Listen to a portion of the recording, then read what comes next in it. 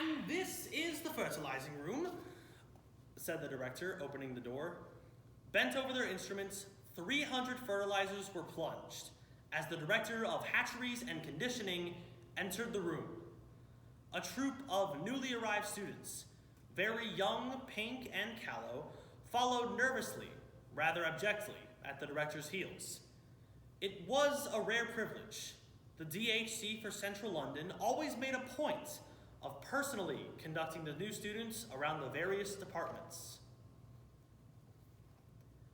Today, technology allows us to communicate at the speed of light, but people feel less connected than ever before. Technology, hypothetically, should allow us more time for the important things in our life: love, comfort, and leisure. However, as technology has pushed society forward, it has reeled humanity back in, forcing us to view other people, other humans, as nothing more than numbers on a screen. Should we allow technology to undo all of its good work? A Brave New World by Aldous Huxley. The director advanced into the room. I shall begin at the beginning. These are the incubators, and this week's supply of ova. Opening an insulated door, he showed them racks upon racks of numbered test tubes. Bokanovsky's process. 1 egg, 1 embryo, 1 adult. Normally, but a Bokanovskified egg will bud, will proliferate, will divide from anywhere from 8 to 96 buds. And every bud will grow into a perfectly formed embryo, and every embryo into a fully sized adult, making 96 human beings where only 1 grew before. Progress. The DHC concluded, Bokanovskification consists of a series of arrests and development. We check the normal growth, and paradoxically enough, the egg responds by budding. He pointed. 2, 4, 8.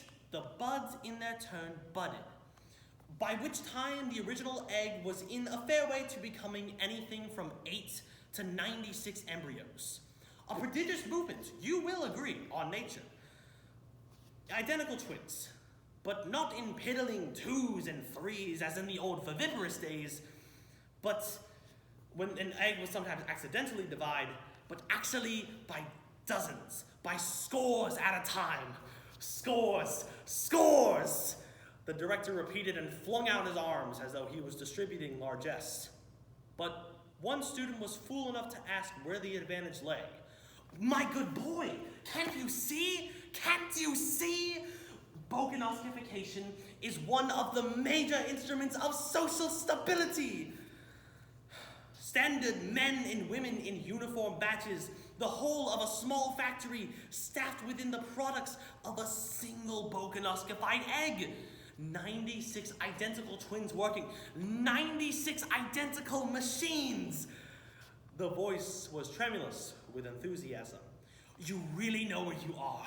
For the first time in history, he quoted the planetary motto, community, identity, stability. Grand words. A young man happened to be passing at the moment. Mr. Foster, he called. The young man approached. Can you tell us the record for a single ovary, Mr. Foster? 16,012 in this center. Mr. Foster spoke without hesitation. He spoke very quickly, had a vivacious blue eye, and took evident pleasure in quoting figures. 16,012 in 189 batches of identicals. But of course they have done much better in some of the tropical centers, he rattled on. Singapore often produces over 16,500, and Mombasa has even hit the 17,000 mark, but they have unfair advantages. Still, we mean to beat them if we can. I am working on a wonderful Delta minus ovary at this very moment, only 18 months old, already 12,700 children already, either decanted or in embryo, and we're still going strong. We'll beat them yet. That is the spirit that I like, Mr. Foster, and clapped him on the shoulder. They went into the bottling room. All was harmonious bustle and activity. One by one, the eggs were transferred from their test tubes to the containers. Heredity, date of fertilization, membership of Bokanosophy group. Details were transferred from test tube to bottle. No longer anonymous, but named, identified.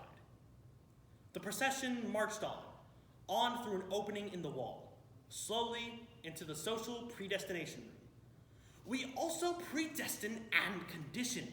We decant our babies socialized as human beings, as alphas or epsilons, as future sewage workers or future He was going to say future world controllers, but catching himself said future directors of hatcheries instead.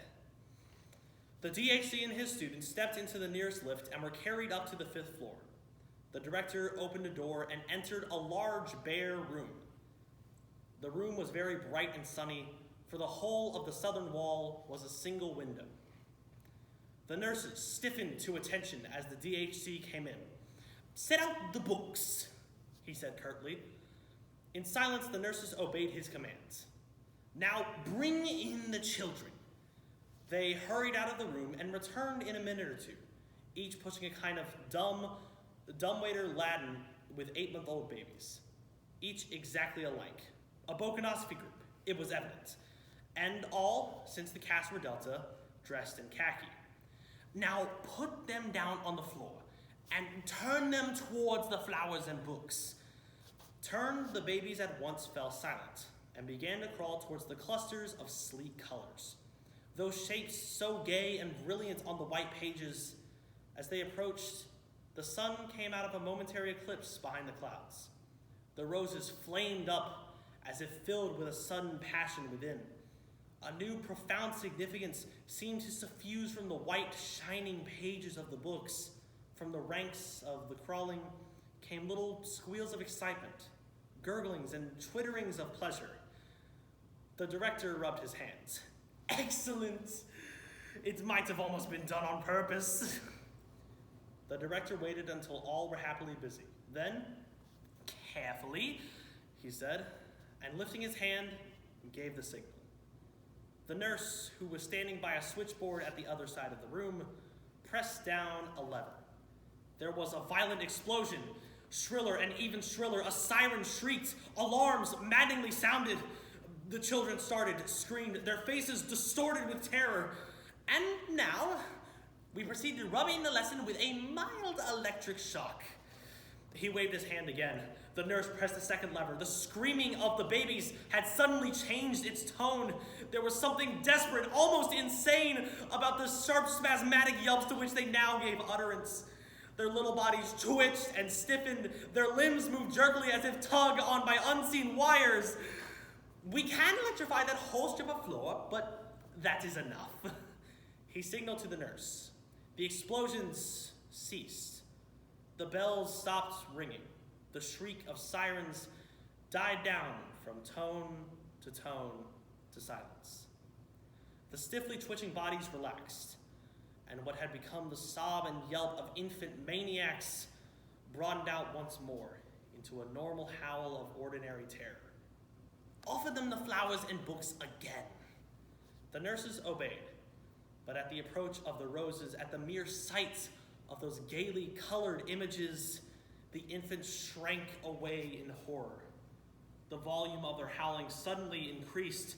"Observe! Observe!" the director said triumphantly. Books and loud noises, flowers and electric shocks. Already in the infant mind, these couples comprisingly linked. And after nearly 200 repetitions of the same exercise, a same or similar lesson would be welded insolubly in their minds.